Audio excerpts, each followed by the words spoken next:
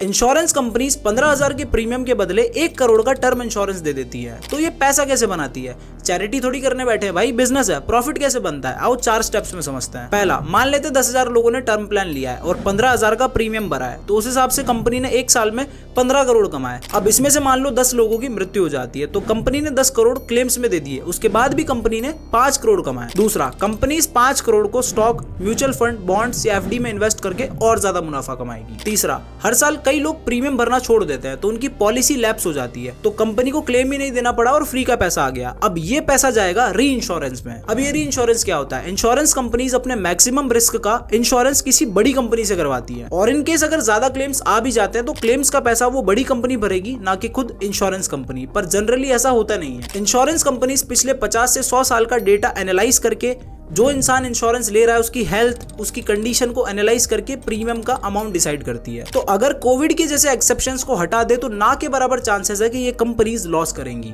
बाकी आपने इंश्योरेंस लिया है नहीं, कमेंट्स में बताना, और डेली ऐसी वीडियोस देखनी हो तो फॉलो कर लेना दिव्यांश भारद्वाज को।